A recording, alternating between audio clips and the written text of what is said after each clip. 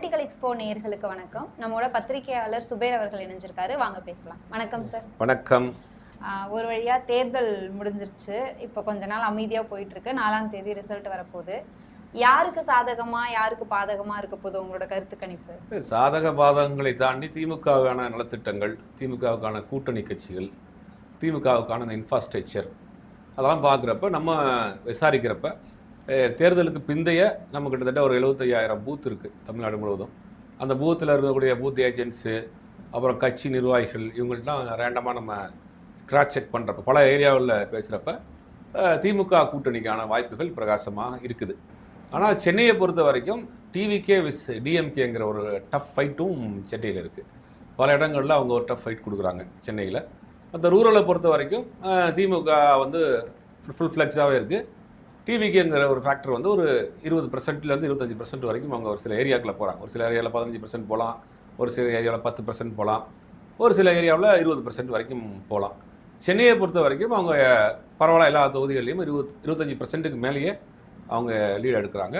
அப்படி பார்க்குறப்ப திமுகவுக்கான வெற்றி வாய்ப்புங்கிறது பிரகாசமாக தான் இருக்குது.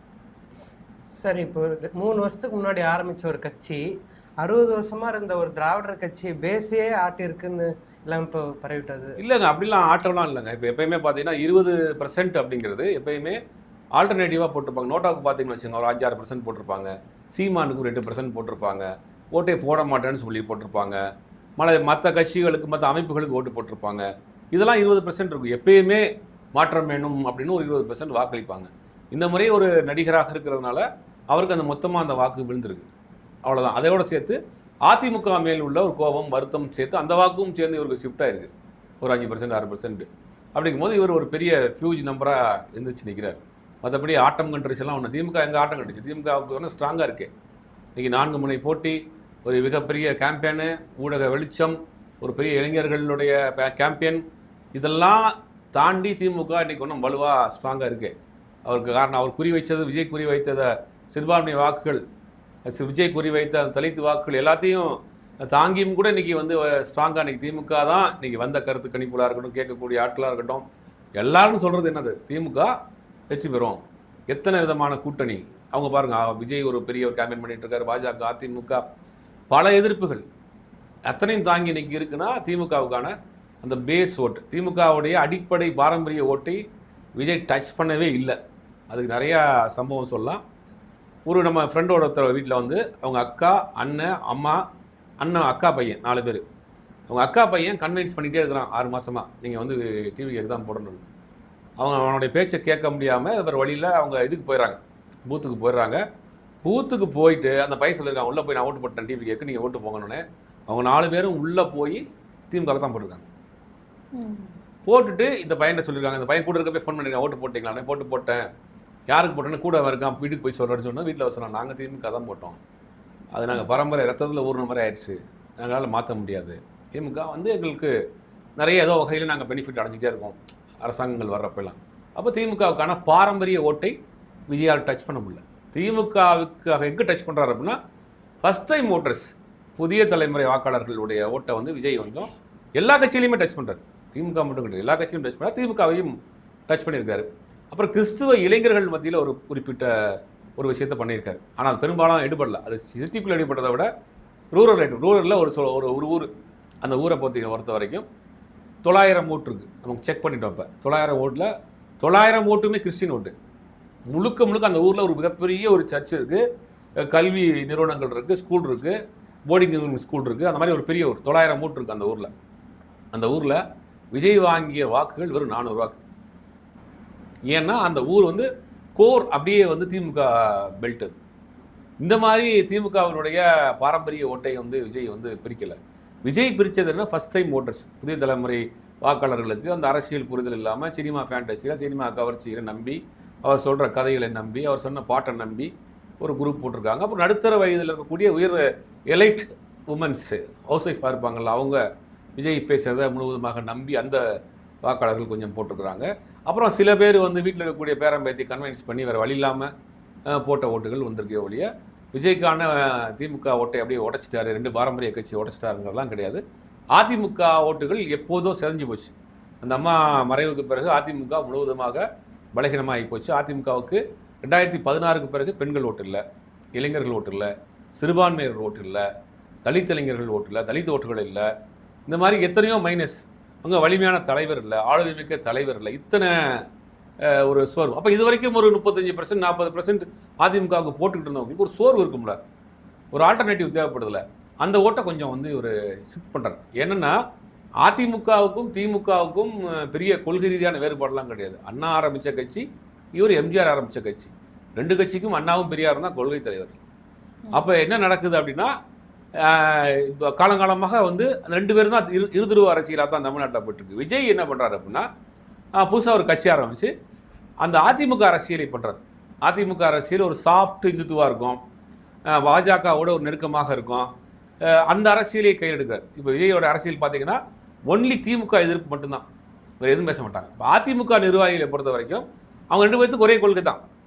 ஆனால் திமுக எதிர்ப்பில் தான் அவங்க வீரியமாக இருப்பாங்க. மற்றபடி அவங்க பெருசாக எதையும் சிந்திக்க மாட்டாங்க. திமுக இருக்கக்கூடாது, கருணாநிதி கட்சி இருக்கக்கூடாது அப்படிங்கிறது அவங்களுடைய முழு நோக்கமாகவே இருக்கும்.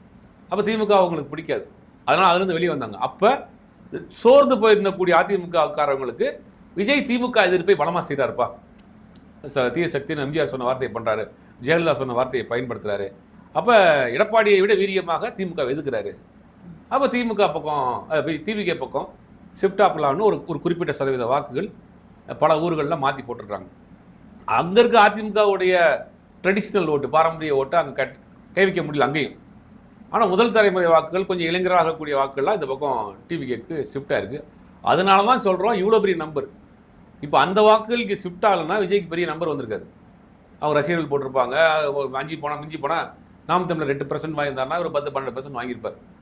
ஆனால் இந்த அதிமுக வாக்குகள் இங்கே ஷிஃப்ட் ஆனதுனால தான் இவருக்கு நம்ம சொல்கிறோம் ரூரலில் வந்து கிட்டத்தட்ட ஒரு 20% வரைக்கும் போவார், 20-25 வரைக்கும் போவார், சிட்டியில் 25 to 30 வரைக்கும் போவாருன்னு நம்ம சொல்கிறோம். நம்ம வந்து போகிற போக்கில் அடிச்சு விடல. நம்ம ரெண்டமாக நம்ம வந்து பூத்தில் உட்காந்த ஆட்கள், நிர்வாகிகள்கிட்ட பூத்தில் விழுந்த ஓட்டினுடைய பெர்சன்டேஜ் இதெல்லாம் வச்சு பார்க்குறப்போ நமக்கு வரும்னு சொல்கிறோம். அநேகமாக வரக்கூடிய கருத்து கணிப்பில் அதாக தான் இருக்குது. சரி, இப்போ நீங்கள் நலத்திட்டங்கள் பற்றி சொன்னீங்க. இப்போ ரீசெண்டாக கூட தமிழ்நாடு முதலிடம் எதுலன்னு பார்த்தோம்னா, அரசு மருத்துவமனையில் போய் பயன்பெற்ற பயனாளிகளோட பட்டியலில் இந்தியாவிலே தமிழ்நாடு முதலிடம் அப்படின்னு வந்திருக்கு. அதே மாதிரி இப்போ ஜிடிபிலையுமே மறுபடியும் இரட்டை இலக்கத்தில் நம்ம வந்து முன்னிலையில் இருந்துட்டு இருக்கோம். இப்போ இதுக்கு கீழே கமெண்ட்ஸ்லாம் போய் பார்த்தோம் அப்படின்னா, எங்ககிட்ட வந்து காசு இல்லை, அதனால எங்களால் வந்து ப்ரைவேட் இதுக்கு போக முடியல, தரமான மருத்துவம் இல்லை, அதனால நாங்கள் வந்து கவர்மெண்ட் ஹாஸ்பிட்டல் போகிறோம், இது வளர்ச்சி கிடையாது. அதே மாதிரி எவ்வளோ நீங்கள் வந்து கொள்ளையடிச்சிருக்கீங்க, எவ்வளோ கடன் இருக்குது தமிழ்நாட்டுக்கு, அதை பற்றிலாம் நீங்கள் ஏன் நியூஸ் போட மாட்டீங்க அப்படின்னு எதிராளிகள் இருக்குது. அப்போது இந்த திட்டங்கள்லாம் போய் பயன் அடைஞ்சிருக்கு தானே. இப்போ எதிர்கேள்விகள் இவ்வளோ. இப்போ காப்பீடு கார்டுன்னு கொடுக்குறாங்க, அது பெரும்பாலும் ப்ரைவேட் ஹாஸ்பிட்டலில் நீங்கள் பார்த்துக்கலாம். ப்ரைவேட் ஹாஸ்பிட்டலுக்கே போக முடியாதுன்னெலாம் கிடையாது, உங்களுடைய சாய்ஸ் தான். அந்த காப்பீடை வச்சு, இன்சூரன்ஸ் இதை வச்சு நீங்கள் ப்ரைவேட் ஹாஸ்பிட்டல்லையும் பார்த்துக்கலாம், இல்லை கவர்மெண்ட் ஹாஸ்பிட்டலையும் பார்த்துக்கலாம். இன்றைக்கி நோய் அப்படிங்கிறது ஒரு பரவலான ஒரு விஷயமா இருக்குது. குறைந்த வயதிலே பலருக்கும் பல நோய்கள் வருது. அப்படிங்கும்போது அரசாங்கம் அதில் வந்து கொஞ்சம் ஸ்பெஷல் கேர் எடுத்து பண்ணுறாங்க. ப்ரைவேட் ஹாஸ்பிட்டலுக்கு உங்களால் ஏன் போக முடியல? கார்டு இருக்கே, அந்த கார்டை வச்சு கவர்மெண்ட் கொடுக்கக்கூடிய அந்த இன்சூரன்ஸ் கார்டை வச்சு நீங்கள் போகலாம், அரசு மருத்துவமனைக்கு போகலாம். ஜிடிபி வளர்ச்சி இருக்குன்னு அதை ஏன் எடுத்துக்கிற மாட்டேங்கிறாங்க? இந்த மாதிரியான கமெண்ட் போடுற ஆட்கள் எல்லாமே தமிழ்நாடு வளர்ச்சி அடைஞ்சிருக்கு அதை ஏற்றுக்கொள்ளாதவர்கள். அவங்க வந்து இதுக்கு பதில் கவுண்டர் கிடையாது. தமிழ்நாடு வளர்ச்சி அடைஞ்சிருக்கா? வளர்ச்சி அடைஞ்சிருக்கு, நம்ம சொல்லலை. ஒன்றிய அரசு வரக்கூடிய தரவுகள் இருக்குது. உள்நாட்டு உற்பத்தியில் தமிழ்நாடு மிகப்பெரிய வளர்ச்சி அடைஞ்சிருக்கு. கல்வியில் வளர்ச்சி அடைஞ்சிருக்கா? வளர்ச்சி அடைஞ்சிருக்கு. மருத்துவ கட்டமைப்பில் வளர்ச்சி அடைஞ்சிருக்கா? வளர்ச்சி அடைஞ்சிருக்கு. நீங்கள் பல வெளிநாடுகள்லேருந்து இங்கே மருத்துவ சர்வீஸ்க்கு வர்றாங்க, சேவைகளுக்காக வர்றாங்க. இப்போ லண்டனில் எலெக்ஷன் நடந்துச்சு. லண்டன் எலெக்ஷன் அப்போ என்ன பண்ணாங்கன்னா, லண்டனில் இருக்கக்கூடிய அங்கே லண்டன் சிட்டிசன்ஸ்க்கு மெடிக்கல் டூரிசம்ங்கிற ஒரு விஷயத்தை இன்ட்ரோடியூஸ் பண்ணுறாங்க. மெடிக்கல் டூரிசம் எப்படின்னா, அங்கே இருக்கக்கூடிய இப்போ நம்ம ஊரில் இன்சூரன்ஸ் கார்டு இருக்கு இல்லையா, இந்த இன்சூரன்ஸ் கார்டு மாதிரி அங்கே ஒரு கார்டு இருக்கும். அந்த கார்டை வந்து நீங்கள் அங்கே மட்டும்தான், அந்த உள்நாட்டில் மட்டும்தான் அதை வந்து நம்ம மெடிசன் மருத்துவம் பார்த்துக்கலாம். அதுக்கு வந்து அவங்க மீதி அந்த அமௌண்ட்டை கலெக்ட் பண்ணிக்கலாம். இப்போ புதுசாக அந்த கவர்மெண்ட் என்ன பண்ணால் மெடிக்கல் டூரிசம்னு ஒன்று உலகமெல்லாம் போயிட்டு இருக்கு. அதாவது ஒரு நாட்டுக்கு சுற்றுலாவாக போய் நமக்கு இருக்கக்கூடிய சின்ன சின்ன விஷயங்களே அங்கே வந்து ட்ரீட்மெண்ட்டாக எடுத்துக்கலாம். அதையும் அந்த கவர்மெண்ட் கிளைம் பண்ணிடும். இப்படின்னு ஒரு ஸ்கீம் வந்திருக்கு லண்டனில். அப்படி வந்த பிறகு லண்டனில் இருக்கக்கூடிய பெரும்பாலானவர்கள் சூஸ் பண்ண நாடு இந்தியா, சூஸ் பண்ண ஸ்டேட்டு தமிழ்நாடு. அப்போ இங்கே மருத்துவ கட்டமைப்பு ஓரளவுக்கு ஒரு இங்கிலாந்து அளவுக்கு இல்லாட்டி கூட அதுக்கு ஈக்குவலாக இருக்கிறதுனால தானே அங்கே வரக்கூடிய மெடிக்கல் டூரிசம் வரக்கூடியவங்க தமிழ்நாட்டை சூஸ் பண்ணுறாங்க. தமிழ்நாடு அரசாங்கம் கூட அதுக்கு உண்டான எம்ஓஐ போடுறதாக சொல்கிறாங்க. இப்படி வந்து மருத்துவ கட்டமைப்பு இன்னைக்கு இந்தியாவிலேயே மிகப்பெரிய ஒரு மாநிலம் இருக்கு. சமீபத்தில் குஜராத்தை சேர்ந்த ஒரு மருத்துவ குழு வந்தாங்க, செய்திகள்லாம் கூட படிச்சிருப்போம். அவங்க வந்து பார்த்துட்டு இவ்வளோ பெரிய கட்டமைப்போடு இருக்குது தமிழ்நாட்டில் அரசு மருத்துவமனைகள் சிங்கிள் ரூஃபில் இருக்குன்றாங்க. அவங்க கேட்ட முக்கியமான விஷயம், சிங்கிள் ரூஃப்க்கு நம்ம வந்து எவ்வளோ நாளாச்சு. அவங்க சிங்கிள் ரூஃபில் இருக்குங்கன்னா சொல்கிறாங்கன்னா அங்கே இருக்கக்கூடிய வட மாநிலங்களில் பிளட் டெஸ்ட் எடுக்கிறதுக்கு ஒரு இடத்துக்கு போகணுமா, எக்ஸ்ரே எடுக்கிறதுக்கு ஒரு இடத்துக்கு போகணும், மெடிசன் வாங்குறதுக்கு இங்கே என்ன சொல்கிறாங்கன்னா எல்லாம் ஒரே இடத்துல ஆரம்ப சுகாதார நிலையம் முதற்கொண்டு அங்கே வந்துருச்சு அந்த மாதிரியான சிஸ்டம். அப்போ மருத்துவ கட்டமைப்பில் இன்னைக்கு உயர்ந்த மாநிலமாக இருக்குது. கடன் அப்படிங்கிறாங்க. இந்த கடன் வாங்கி என்ன செஞ்சுருக்கிறாங்கன்னு பார்க்கணும். கடன் வாங்கி ஊதாரித்தனமாக செலவழிச்சிருக்காங்களா, இந்த கடன் வாங்கி எடுத்துகிட்டு போயிட்டாங்களா, கடன் வாங்கி இன்வெஸ்ட் பண்ணியிருக்காங்க. இப்போ நம்ம வந்து ஒரு ப்ராப்பர்ட்டி வாங்குகிறோம், அந்த ப்ராப்பர்ட்டி கடன் வாங்கி தான் வாங்குகிறோம். அப்போ நான் கடன்காரன்னு சொல்ல முடியுமா? அந்த ப்ராப்பர்ட்டி அடுத்த வருஷம் எவ்வளோ போகும், 4 வருஷம் கழிச்சு அந்த ப்ராப்பர்ட்டியோட வேல்யூ எவ்வளோ போகும்.